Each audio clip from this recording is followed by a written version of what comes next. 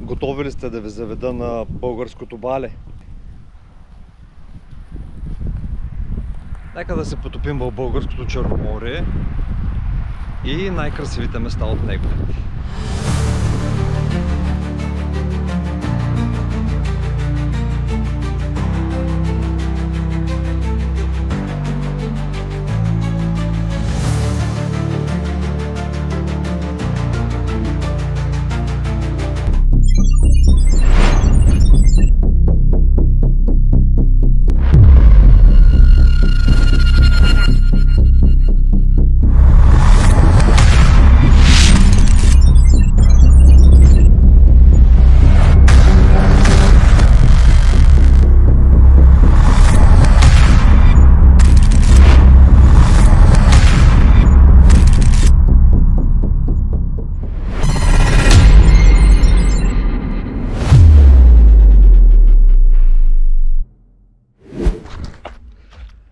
Следва да ви покажа Северното ни Черноморие, такова каквото надявам се не сте го виждали, по един доста интересен и красив начин. Ще ви покажа още невероятни диви плажове и скалисти такива.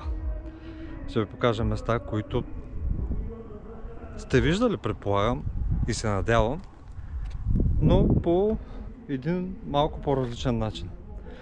Сигурно се питате къде се намирам в момента.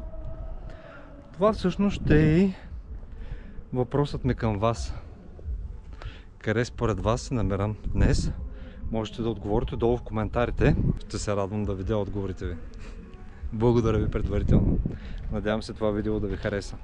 И ударете по един лайк.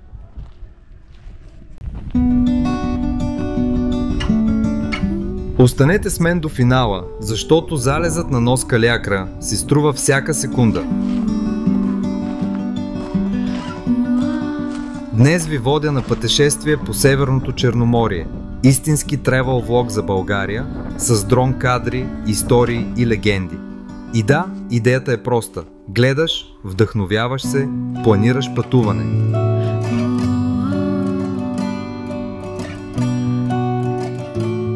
Започваме от Дуранкулашкото блато. Място, което в сушата рисува върху земята карта от пукнатини. Стъпваш и сякаш вървиш по древен свитък. Всяка линия е записка от вятъра, всяка фигура – подпис на слънцето. Отгоре дронът вижда съзвездия, отдолу очите намират текстура, която не можеш да измислиш в софтуер. Ако обичате необичайни ландшафти, сложете Дуранкулак в своя маршрут.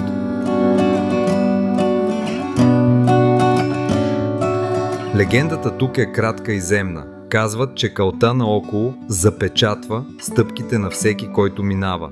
Не за да останат, а за да си тръгнеш по-лек и по-замислен.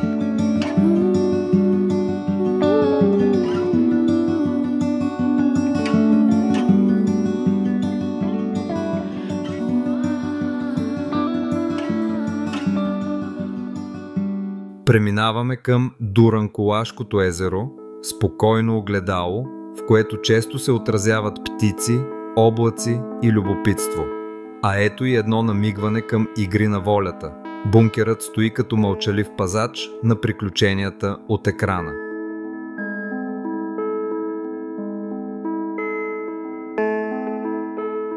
Показвам ви за кратко и снимачния процес по новия сезон на играта.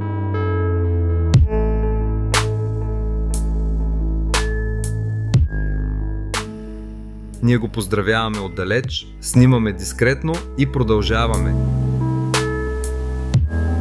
История, телевизия, природа, 3 кадъра, един бряг.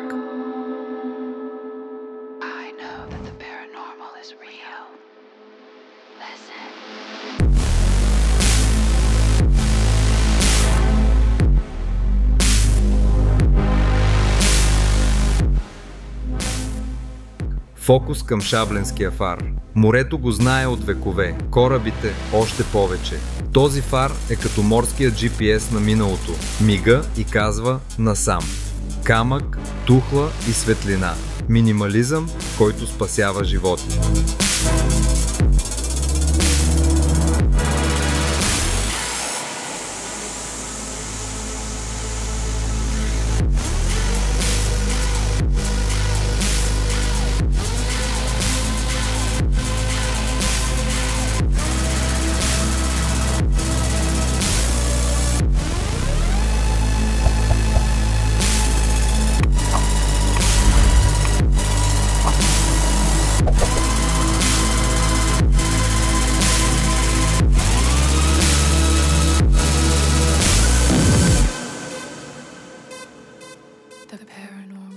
Ако обичате символите на брега, Шабла е must see.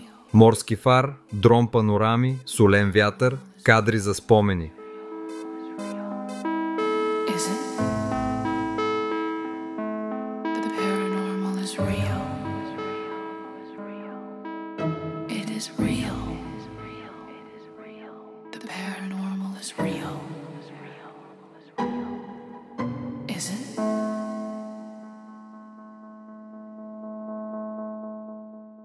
И докато фарът мига, прехвърляме се към друг вид светлина – нощните искри на Слънчев бряг. От дрон курортът е като галактика, булеварди от звезди, хотели като съзвездия, пулс на лято. Това е контрастът, който обичам в пътуванията. Дивото среща градските светлини.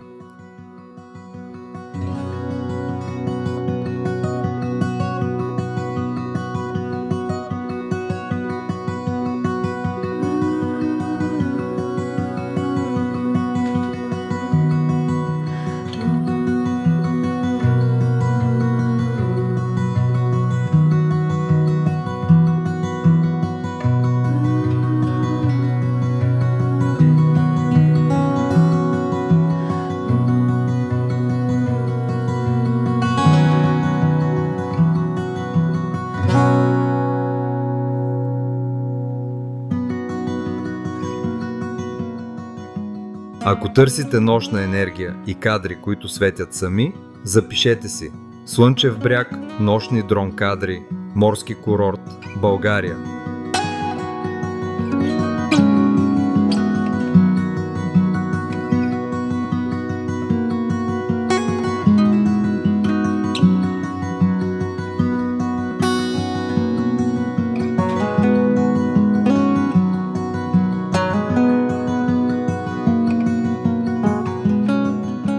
Връщаме се към суровата красота на Тюленово.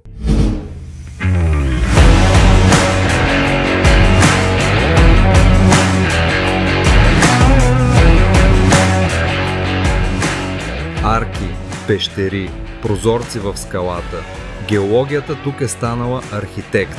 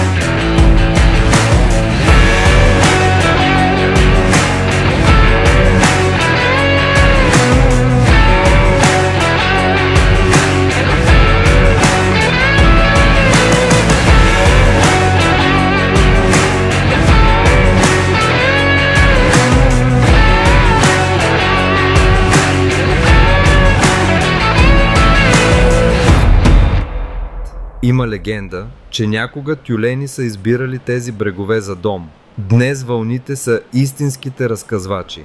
Слушайте ги. Всяко пръсване по камъка е аплодисмент за търпеливия пътешественик. Тюленово е място за приключение и медитация едновременно, скални арки, морски прозорци, дрон дайв, епични гледки. И сега Нос Калиакра. Вятърът тук носи истории за смелост и любов. Една легенда шепне за девойки, които сплитат косите си, за да останат завинаги заедно в свободата на морето. Когато слънцето тръгне към хоризонта, скалите стават сцена, морето публика, а светлината последният акт. Това е залез, който не се разказва, а се преживява.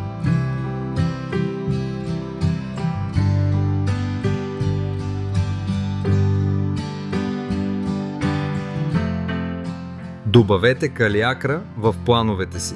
Залез, панорама, кинематографичен финал на вашия ден.